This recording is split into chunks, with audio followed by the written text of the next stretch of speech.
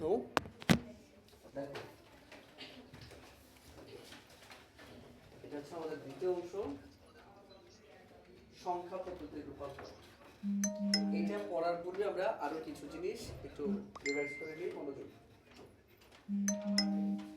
Binary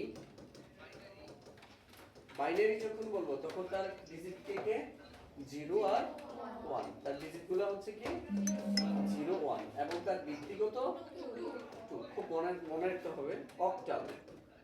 octal যখন বলবো তার ডিজিট কি 0 1 2 3 4 5 6 7 এবং ব্যক্তিগত 8।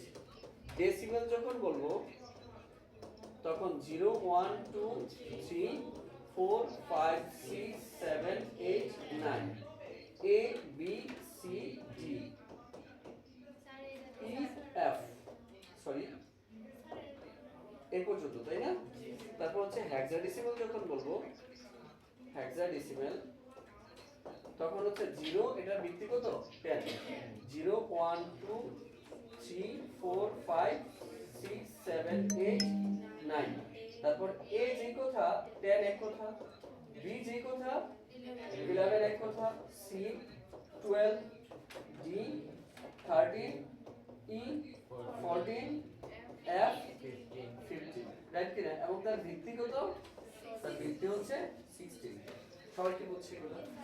সবাই বুঝছি তো সবাই? নেক্সট, এখন আমরা এই জায়গায় বিভিন্ন সংখ্যা পদ্ধতির রূপান্তর। প্রথমত অক্টাল থেকে বাইনারিতে যাব। কিসে যাব? অক্টাল থেকে বাইনারিতে। খুব মনোযোগ। অক্টাল থেকে কোথায় যাব? বাইনারিতে। তাহলে অক্টালের সর্বোচ্চ ডিজিট কত? অক্টালের সর্বোচ্চ ডিজিট 01 না 7? অক্টালের সর্বোচ্চ ডিজিট কত? 7, রাইট কি না? এই স্লাইডে আমরা জানলাম অক্টালের সর্বোচ্চ ডিজিট কত? 7। খুব মনোযোগ। সর্বোচ্চটা জায়গা নিতে যতটুকু প্রয়োজন, মানে সর্বোচ্চটা অবস্থান করতে যতটুকু জায়গার প্রয়োজন, তার চেয়ে ছোটগুলো অবস্থান করতে তার চেয়ে কম জায়গার প্রয়োজন হবে না?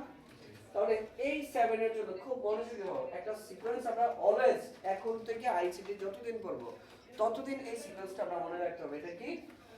1 1 এর ডাবল কত? 2 2 এর ডাবল 4 এর ডাবল 8 এর ডাবল, তারপর 64, এইভাবে ইচ্ছা মতো যাব, রাইট কি না? তার মানে কি এই যে এখন যেটা আছে এই সিকোয়েন্সটা আমাদের সব সময়ের জন্য কাজে লাগবে। 1 1 এর ডাবল 2 2 এর ডাবল 4 4 এর ডাবল 8 8 এর ডাবল 16 16 এর ডাবল 32 ডট ডট ডট। এক এক সময় এক একটা আমাদের কাছে লাগবে। একটু মনোযোগী হন। এক এক সময় আমাদের এক একটা কাছে লাগবে, ঠিক আছে? এখন একটু জানছে অক্টালের সর্বোচ্চ ডিজিট কত জানি? 7। অক্টালের সর্বোচ্চ ডিজিট জানি 7। এখন এই জায়গাটা থেকে 7 বানাইতে ছেলে কাদেরকে নিলে 7 হয়ে যায়? কোনো কিছু নিব মানে 0, সরি, কোনো কিছু নিব মানে 1 আর নিব না মানে 0। বলো, কোনো কিছু নিব। ধরো এখন তোমাকে বললাম যে তুমি আসছো মানে 1, ও আসছে না মানে 0। কোনো কিছু আসছে মানে 1, আসছে না মানে 0। কোনো কিছুকে গ্রহণ করব মানে 1 আর করব না মানে 0। তাহলে সকল নেতিবাচক বা নেগেটিভ টার্মগুলো হচ্ছে 0, সকল ইতিবাচক বা পজিটিভ টার্মগুলো হচ্ছে 1। তাহলে এখান থেকে এই সিকোয়েন্স থেকে আমি কত কোণগুলোকে নিলেই 7 হয়ে যায়? দেখো তো, 4 নিলাম, 2 নিলাম, 1 নিলাম, 7 হলো কিনা? 4 আর 2 কত? 6 6 আর 1 কত? 7। তার মানে 7 বানাইতে চাইলে কয়টা নিলেই হলো? 7 বানানোর জন্য কয়টা নিলেই চলে? 3টা। সবাই কি বুঝতে পারছি? 7 এর জন্য কয়টা নিলেই চলে? 3টা। তাহলে আমরা অলওয়েজ 1 1 এর ডাবল 2 2 এর ডাবল 4। 7 বানানোর জন্য কয়টা হলেই চলে? 3টা। এইটা নিব মানে 1 আর নিব না মানে 0। বুঝতে পারছি কিনা? তাহলে আমরা বুঝে নিব অক্টাল থেকে বাইনারিতে যাইতে, বাইনারি মানে কি 01 এ যাইতে, অক্টাল থেকে 01, বাইনারি মানে 01 জানি না শুনো? তাহলে অক্টাল থেকে 01 এ যাইতে কয় বিট? এখানে কয়টা লাগছে? 3টা। আর প্রত্যেকটা 1 কে কি বলা হয়? বিট। প্রত্যেকটা 1 কে কি বলা হয়? বিট। বুঝতেছি কিনা? প্রত্যেকটা 1 কে কি বলা হয়? বিট। তার মানে এই 7 বানাইতে কয়টা বিট লাগছে? 3টা। তাহলে আমরা বলতে পারি যে অক্টাল থেকে বাইনারিতে যেতে 3 বিট লাগবে। কয় বিট? 3 বিট। কয় বিট? 3 বিট। এখন এই 1 2 3 অক্টালকে কিসে নিয়ে দিতে বললো বাইনারি মাদ্রাসা বোর্ড 23 আসছে এটা কিভাবে করব এই 1 2 3 ঠিক সমাধান পেজের মাঝে এইভাবে লিখবো ঠিক আছে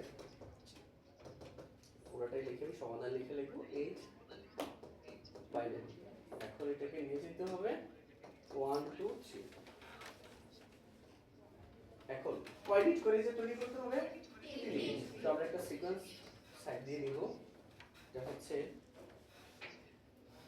1 1 এর ডাবল 2 2 এর ডাবল 4 এবার 3 বানাইতে চাই কত বানাইতে চাই 3 তো 3 বানাইতে চাইলে কাকে নিলে চলবে এখান থেকে 2 আর 1 কিন্তু কাকে নিব না 4 কে নিব না মানে রাইট কি না তাহলে 3 যেই কথা 0 1 1 এক কথা 3 যেই কথা 0 1 1 এক কথা তাহলে এখানে লিখব যে 0 1 1 দ্যাট ইজ 3 বুঝছে কি না তারপর 2 এর জন্য এখান থেকে যদি আমরা 2 বানাইতে চাই তাহলে কাকে নিব শুধু 2 কে নিব আর এই দুইটাকে নিব না রাইট কি না তাহলে 2 যেই কথা 0 1 1 এক কথা 2 যেই কথা 0 1 1 এক কথা তাহলে এখানে আমরা লিখতে পারবো কি 0 1 1 সরি 0 1 0 ঠিক কি না তারপর 1 এর জন্য এখান থেকে কত নিব শুধু 1 নিব আর এই দুইটা 0 তার মানে 1 যে কথা 0 0 1 এক কথা বুঝলাম কি না এটার পর জায়গা নাই বলে আমি এই পাশের রেজাল্টটা লিখতেছি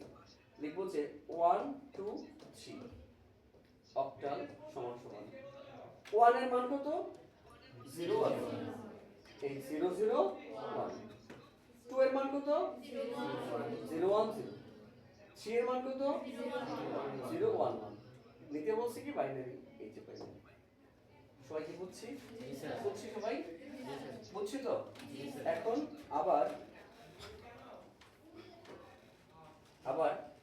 অক্টাল থেকে বাইনারিতে যাব জাস্ট এখানে কি দেওয়া আছে কি বলা হয় এটাকে কি বলা হয় রেডিক্স পয়েন্ট গত ক্লাসে লিখছি না এই দশমিক চিহ্নটাকে কি বলা হয় তাহলে এখানে শুধু একটা রেডিক্স পয়েন্ট আছে এতটুকু বুঝতে পারতো তো এই সিস্টেমটা যেভাবে আসছে এটা ঠিক একই ভাবে চলছে তো লিখবো